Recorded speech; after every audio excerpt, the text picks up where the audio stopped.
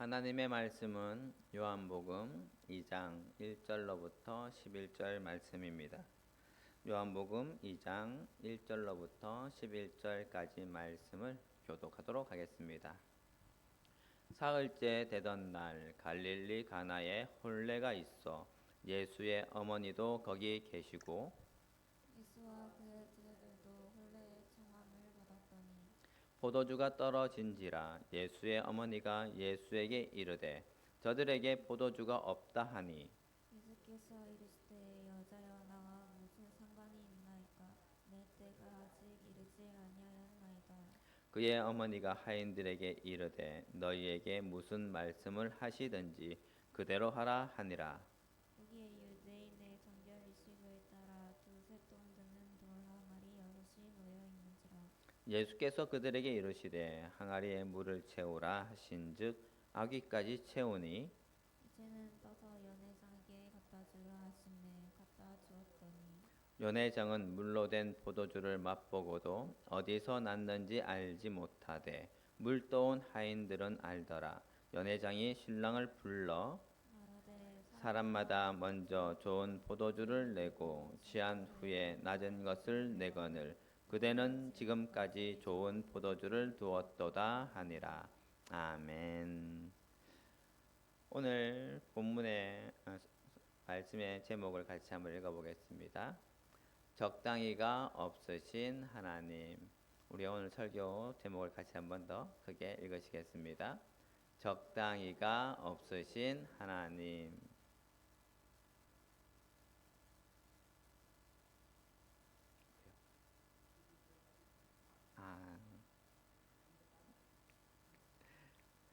그렇군요. 원래 제가 10절까지 했었는데 11절이 되는 것 같아요. 네, 네, 그냥 지난 주일에 우리가 중간이 없으신 하나님이라는 말씀으로 이렇게 설교를 제가 말씀을 나눴죠. 하나님은 뜨겁지도 그리고 차갑지도 않는 그 미지근한 신앙 상태를 기뻐하지 않으시고 우리에게 명확한 태도와 전심을 다하는 신앙을 요구하신다는 사실을 깨닫는 시간이었죠.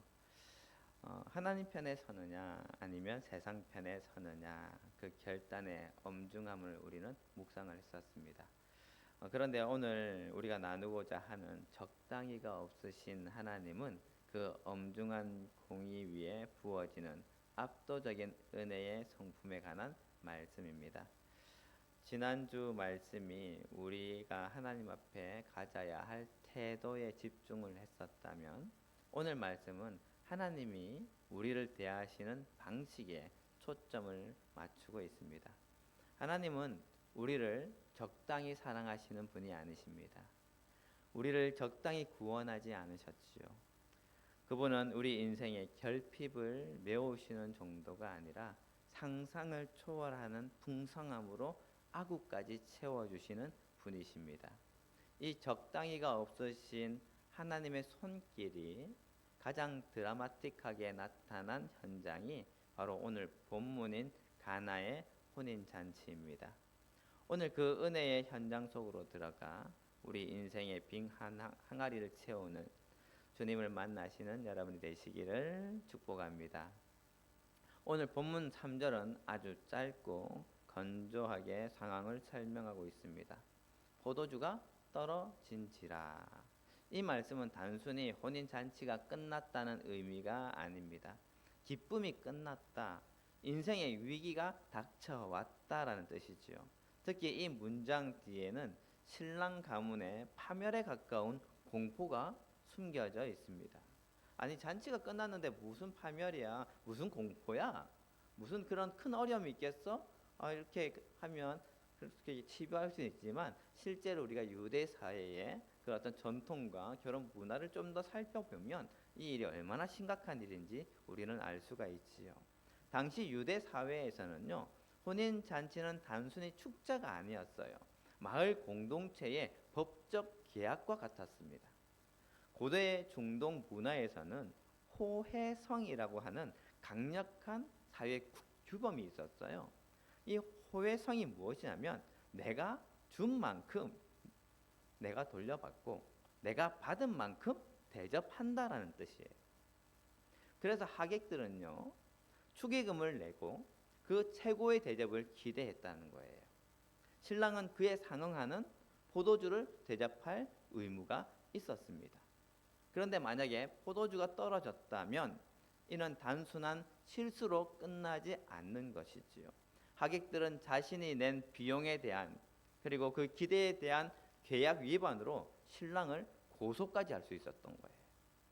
신랑은 평생 손님을 모욕한 자라고 사회적 낙인이 찍힌 채 경제적 배상과 명예훼손 소송에 시달리게 될 수도 있는 사건이라는 거예요. 생각보다 심각하죠. 이제 막 시작된 가정이 법적, 경제적 위기에 처한 것입니다. 우리 인생의 잔칫집에 이처럼 감당할 수 없는 결핍이 찾아올 때에 우리는 절망하지요. 이제 내 인생은 끝났구나. 내 명예는 땅에 떨어졌구나 라고 탄식할 수 있습니다. 그러나 바로 그때에 적당히 일하지 않으시는 주님이 개입하시기 시작하십니다. 이 잔치에는 예수님과 제자들도 초대를 받았지요. 우린 여기서 중요한 영적인 교훈을 발견할 수가 있습니다. 예수님이 계신 곳에서도 포도주가 떨어지는 위기가 올 수 있다는 것이죠. 주님을 믿는다고 해서 인생이 무조건 평안하고 안전하고 복받는 삶이다라는 것이 아니라는 거예요. 인생의 결핍이 비껴가는 것이 아니다라는 거지요.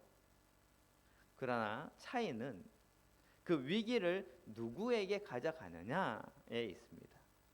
마리아는 저들에게 포도주가 없다라며 이 문제를 즉시 예수님께 구했지요. 당시 유대인의 집 입구에는요, 정결 예식을 위한 돌 항아리가 놓여져 있었어요. 밖에서 들어온 손님들이 먼저 먼지를 묻은 그 손과 발을 씻는 용도로 사용했었습니다. 오늘 본문의 성경에 보니까 이 항아리 하나가 두세 통 드는 크기라고 기록되어 있어요. 여기서 한 통은요, 도량형 기준으로 약 40리터를 이야기합니다. 즉 항아리 하나당 최소 80리터에서 120리터의 물이 들어가는 거대한 항아리였다라는 거예요. 우리는 일반적인 항아리가 아니라 큰 단지였다는 얘기를 하는 거지요. 그런 항아리가 6개나 있었다는 것은 이 잔치에 초대된 사람이 아주 많았다는 것을 의미하고요.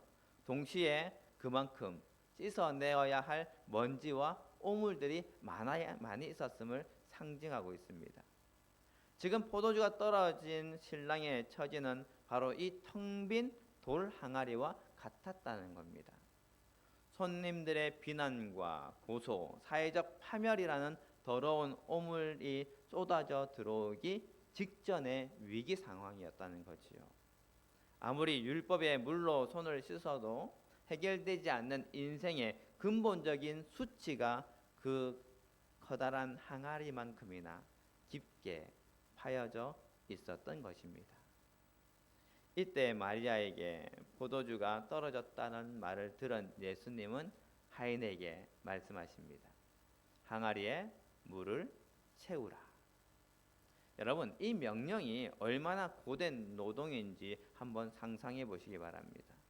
당시에는 수도꼭지가 없었지요. 물만 트면 나오는 것이 아니에요. 마을 공동에 있는 우물까지 가서 물을 길어 와야 했던 거예요. 보통 여인들이 드는 물 항아리가 한 10리터 정도 들어가요.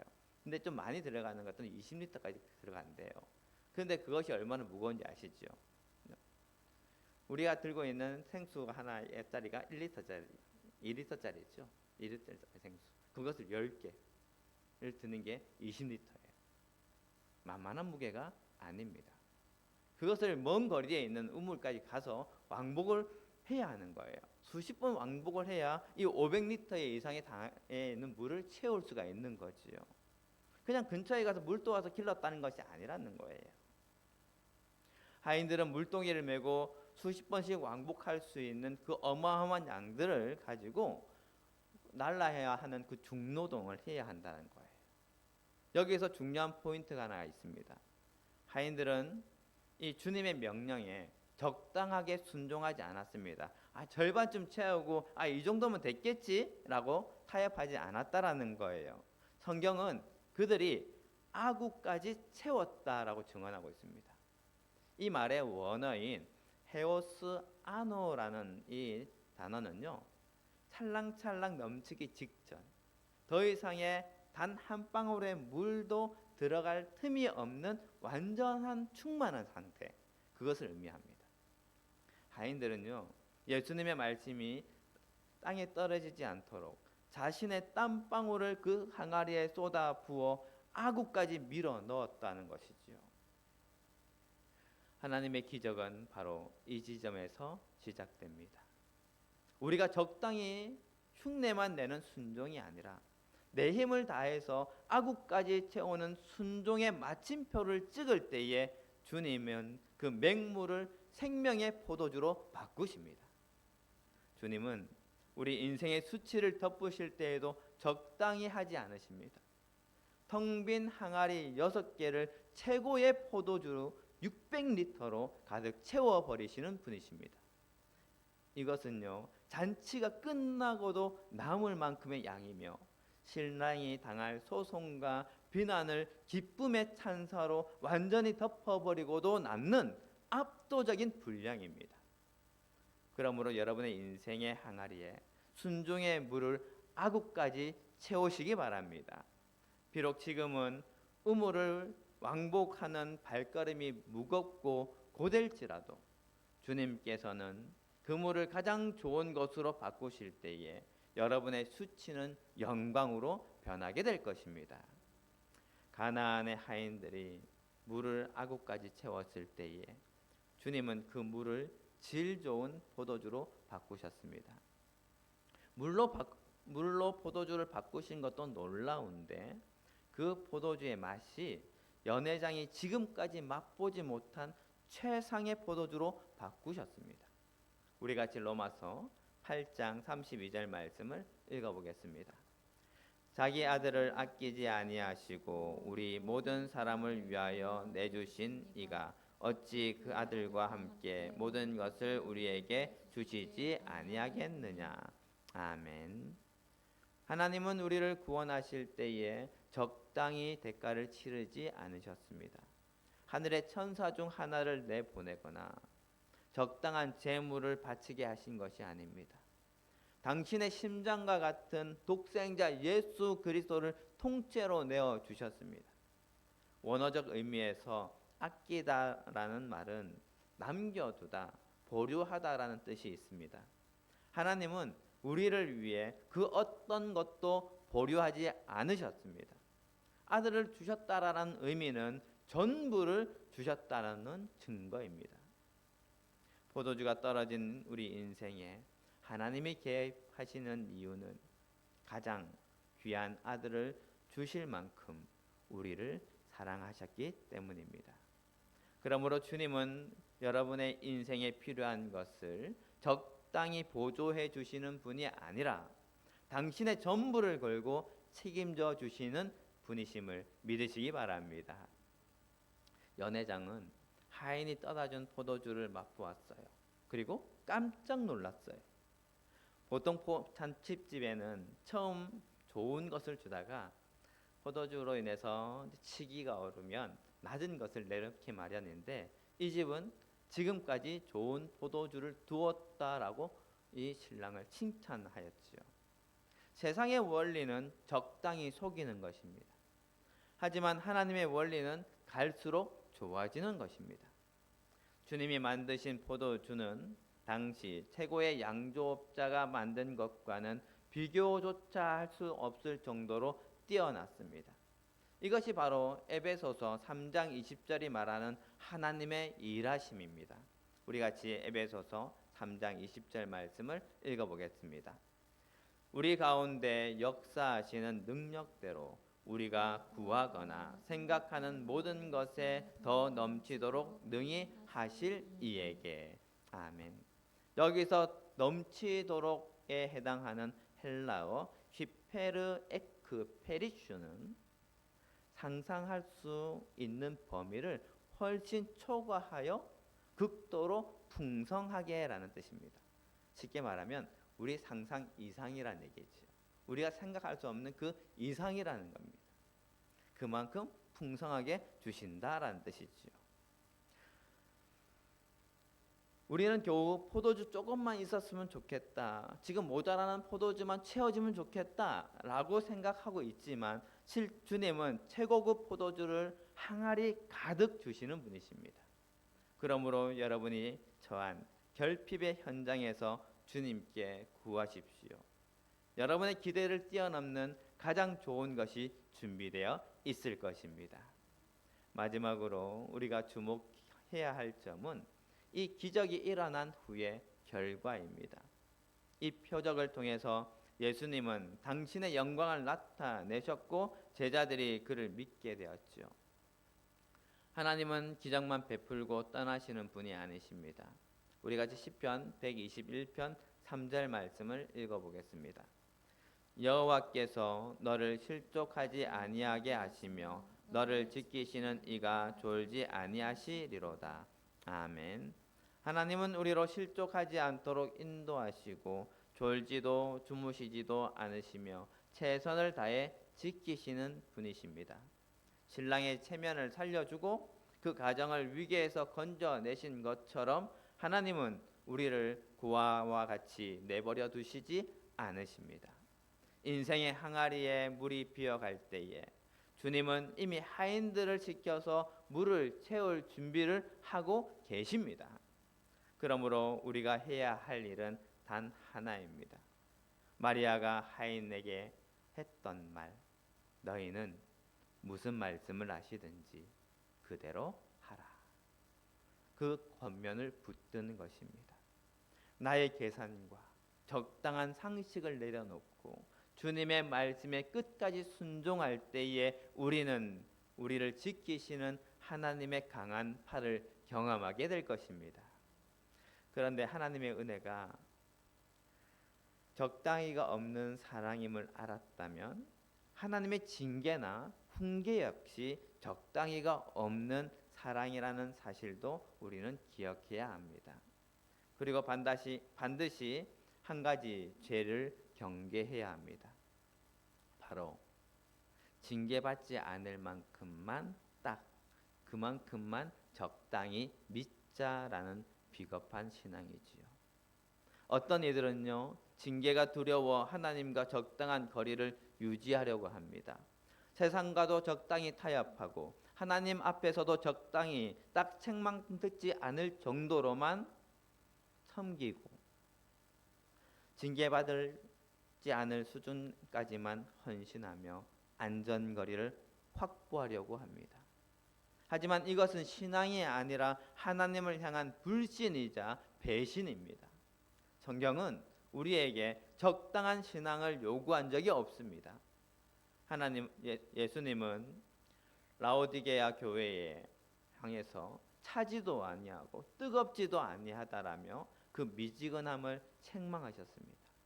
징계를 피하려고 눈치를 보며 신앙의 폭을 좁히는 것은 하나님께서 우리에게 기대하시는 아구까지 채우시는 생명을 거부하는 처사입니다.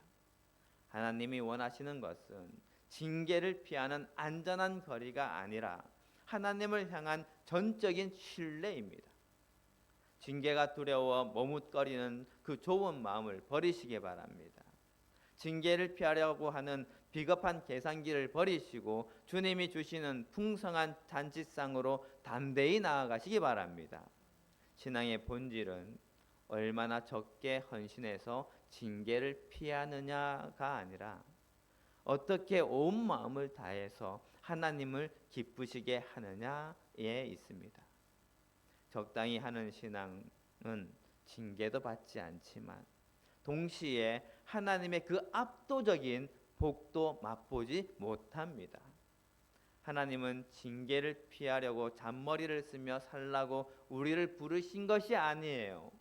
그분의 영광을 위해 아구까지 채워지는 풍성한 삶을 살라고 우리를 부르셨습니다. 그러므로 오늘 이 시간 징계받지 않으려고 움츠렸던 비겁한 신앙의 껍질을 깨뜨려 버리십시오. 징계가 두려운 것이 아니라 하나님의 마음을 다 얻지 못하는 것을 두려워하시기 바랍니다. 그때 비로소 여러분의 신앙은 적당이라는 굴레를 벗고 하나님의 기적이 시작되는 아구까지의 자리로 나아가게 될 것입니다. 사랑하는 우리 명지교회 성도 여러분, 하나님은 우리를 적당히 사랑하지 않으셨습니다. 하나뿐인 아들을 생명을 통째로 내어주시기까지 전부를 거신 분이십니다. 우리가 겪은 인생의 징계나 연단의 시간조차도 우리를 적당히 내어버려 두지 않으시고 가장 정결한 작품으로 빚어내시려는 그분의 치열한 사랑임을 우리는 확인했습니다. 그렇다면 이제 우리에게 남은 선택은 하나뿐이지요. 징계가 무서워서 적당한 안전거리를 유지하며 눈치를 보며 비겁한 계산기를 이제 내려놓는 것입니다.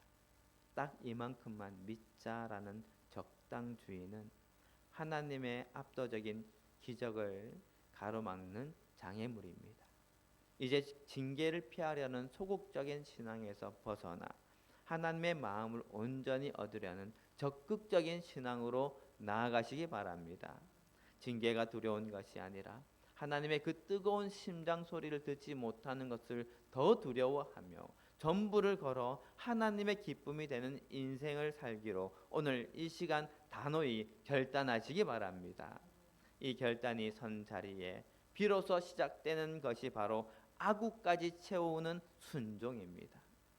기적은 주님이 행하시지만 항아리에 물을 채우는 것은 하인들의 몫이었습니다. 의무를 수십 번 완복하며 어깨가 벗겨지는 수고를 마다하지 않고 아구까지 물을 채웠던 그 정직한 노동이 기적의 통로가 되었듯이 우리도 주님 앞에 그 순종의 분량을 채워야 합니다. 이 정도면 됐겠지라는 타협을 멈추십시오. 기도는 응답될 때까지, 예배는 내 영혼이 살아날 때까지, 사명은 내 생명이 다할 때까지 아구까지 채우는 순종을 보이십시오. 우리가 하나님을 전적으로 신뢰하며 그 순종의 길을 걸기를 시작할 때에 맹물이 포도주가 되는 신비는 우리 삶의 상식이 될 것입니다. 그리고 무엇보다 기억하시기 바랍니다. 세상의 잔치는 갈수록 시들해지지만 주님의 잔치는 갈수록 흥겨워집니다. 주님은 항상 지금까지 좋은 것을 남겨두시는 분이시기 때문입니다. 그래서 우리 인생에 아직 좋은 것은 오지 않았다라는 거예요. 주님께서 그 좋은 것을 남겨두고 우리가 온전한 순종을 할 때에 반드시 부어주실 것을 준비하고 계시기 때문입니다. 지금 고난 중에 계십니까? 인생의 포도주가 다 떨어져 막막하십니까? 단호히 믿으십시오. 우리 하나님에게 적당이란 없습니다. 에베소서 3장 20절의 약속대로 우리가 구하거나 생각하는 모든 것에 더 넘치도록 하실 분이 지금 여러분의 삶을 붙들고 계십니다. 주님이 일하시기 시작하시면 여러분의 남은 생애는 이전과는 비교할 수 없는 향기롭고 진한 최고급 포도주 같은 인생이 될 것입니다. 그러므로 이제 여러분의 빈 항아리를 주님 앞에 내려놓으십시오. 그리고 주님이 무엇을 말씀하시든지 그대로 행하십시오. 물이 변하여 포도주가 되는 역사는 오늘날 우리 삶에도 동일하게 일어납니다. 적당히를 넘어서는 압도적인 은혜, 그 풍성한 잔치의 주인공이 바로 여러분이 되시기를 주님의 이름으로 간절히 축복합니다. 기도하시겠습니다.